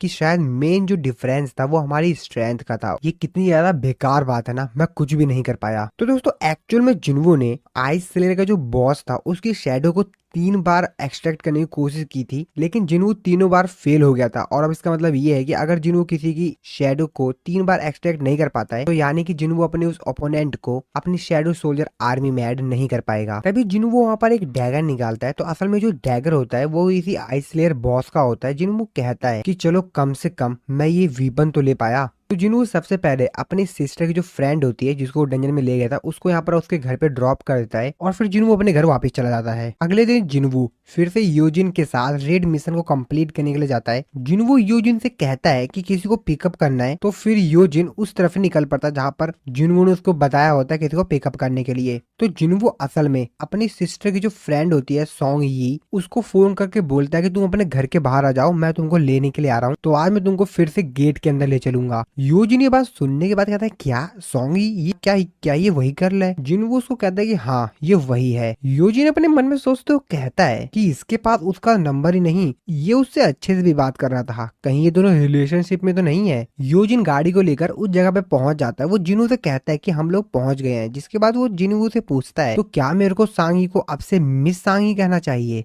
जिन्वू से कहता है क्या भाई क्या बकवास कर रहा है, वो मेरी छोटी बहन की सिर्फ एक दोस्त है, तो भाई कहाँ ले जा रहा है कहानी को? तो जिन्वू और सांग ये दोनों आपस में जो कल रात की बात हुई थी जहाँ पर डंजन के अंदर चले गए थे, वहाँ की बातें कर रहे होते, जिसको सुनने के बाद योजिन तो काफी ज्यादा हैरान होता है। कहता है क्या बातें कर रहे हैं लोग, मतलब क्या क्या क्या बातें हो रही है यहाँ पर? अब उसको तो जिन्वू ने कुछ बताया नहीं होता, इस वजह से तो कुछ भी पता नहीं होता है। और फिर इसी तरीके से ये लोग बातें करते हुए उस जगह पे पहुंच जाते हैं जहाँ पर इनको अगले रेड के लिए जाना है। डंजन के अंदर का सीन देखते हैं जहाँ पर जिन्वू अपने शैडो सोल्जर्स को यहाँ पे समन कर लेता है और वहाँ पर जितने भी मॉन्स्टर्स होते हैं उन सभी को उसके शैडो सोल्जर्स खत्म कर रहे होते हैं। और ये सब कुछ देख के योजिन को तो आंखें पूरी खुली की खुली रहती हैं, वो कांप रहा होता है। वो कहता है कि ये सब क्या है? वो जिन्वू से पूछता है कि आखिरकार ये लोग कौन है। जिन्वू योजिन की तरफ देखते हुए कहता है, वो योजिन को बताता है कि ये मेरी एक स्किल है। योजिन ये बात सुनने के बाद काफी ज्यादा हैरान होता है। वो कहता है क्या क्या तुम्हारे पास एक ऐसी स्किल है जिसकी मदद से तुम शैडोज को समन कर सकते हो? जिन्वू उससे कहता है कि हाँ मतलब बहुत लंबी स्टोरी है, तुम्हें कभी बाद में सुनाऊंगा। जिन्वू उसको बताता है कि ये जो शैडो सोल्जर्स है काफी ज्यादा ताकतवर है और ये मेरे लिए लोगों को हंट करते हैं, और भी मेरे को जो भी काम इन लोगों से करवाना होता है वो सभी काम मेरे लिए कर देते हैं। और यहाँ पे जितने भी मॉन्स्टर्स को मारने के बाद क्रिस्टल मिल रहे होते हैं वो सभी के सभी भी यहाँ पर जो शैडो सोल्जर्स होते हैं वो पिकअप कर लेते हैं। ये सब कुछ देखकर योजिन जिन्वू से कहता है कि सर कम से कम मेरे को यहाँ पर इसेंशियल स्टोन तो उठाने दीजिए। जिन्वू से कहता है क्यों? जिस पर वो उसको बताता है कि मैं काफी ज्यादा अपसेट हूँ क्योंकि मेरे से मेरी जॉब भी छीन ली गई है। जिन्वू अपने मन में सोच तो कहता है कि यार ये बंदा काफी ज्यादा अजीब है, और जिन्वू इस चीज के बारे में भी सोच रहा होता है आज योजिन के साथ उसकी लास्ट रेड है